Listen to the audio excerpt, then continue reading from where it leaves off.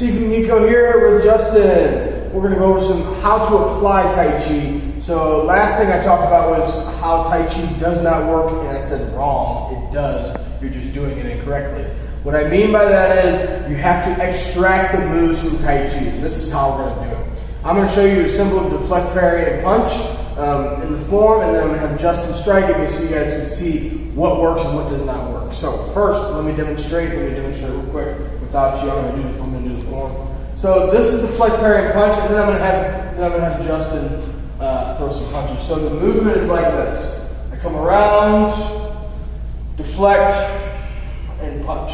I'm not going to do that big movement in a fight. That's just not going to happen. But the things that are going to happen are that parry, deflect, and parry. So my opponent strikes in, I'm going to parry. Now, whenever I parry, I don't want to get used to going down like this because that leaves me open for a 2 or something like that.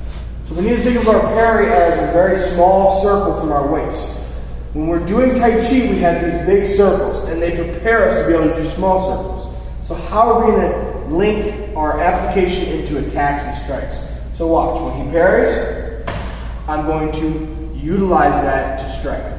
So every single parry, based off of the form, is going to move into something else, rather than a punch, where I'm just kind of parrying down and I'm not really concerned with attacking. We need to link the parries with attacks, and that's what the Tai Chi is going to help us do, is allow us to do that. So, watch again, right?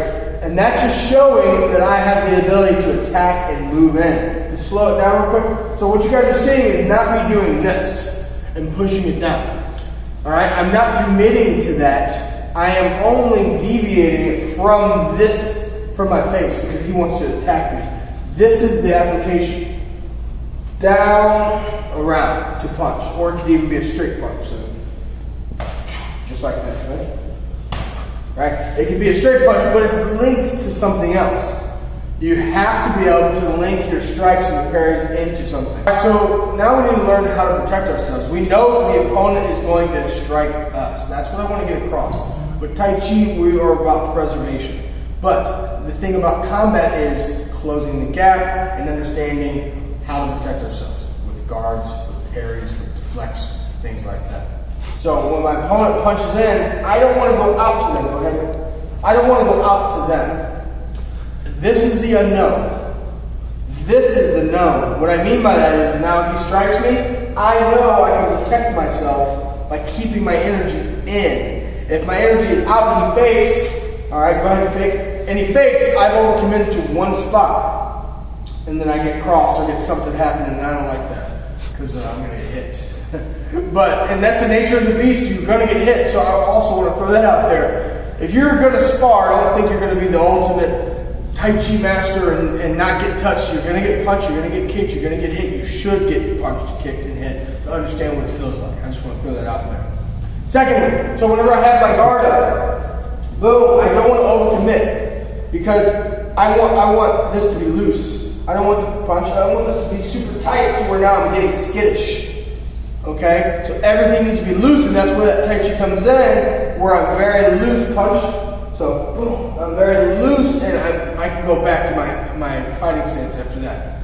This is where we lose the sport. So if he keeps coming in, and he keeps punching, and I stay tight in my guard just like this, that's where I lose the understanding of relaxation and tension. It gets lost in that. So I need to be able to see the strikes and move in my guards. So your guards are this. So you do a hook, boom, other side, boom. These are my basic guards. Understand? And I'm covering up a large part of my body. So watch this. In Tai Chi we do cloudy hands. It's called moving the body. So just like this, I'm practicing my guard. So if I make it smaller, you can see it's the same thing, but you have to be able to make them small and utilize them. So if he hooks in,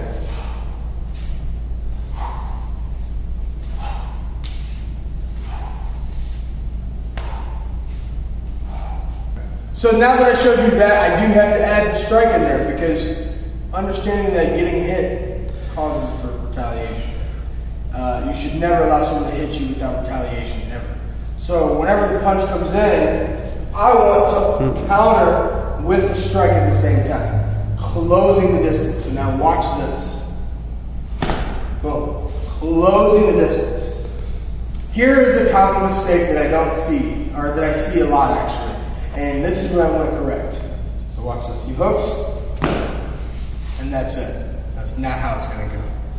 So what you always want to practice is multiple strikes after the fact. Meaning if someone comes in, I want to practice continuous motion. Because what you practice is what's going to happen. If I constantly just practice one strike at a time, it's not going to work out. As we start sparring, I'm going to get used to that. But if I remember, okay, whenever I block and punch, and then I keep coming in, now my body's going to be like, okay, we need to keep coming, we need to keep moving and attacking, and not to be, boom, one hit is the end. It's not going to be like that. Okay?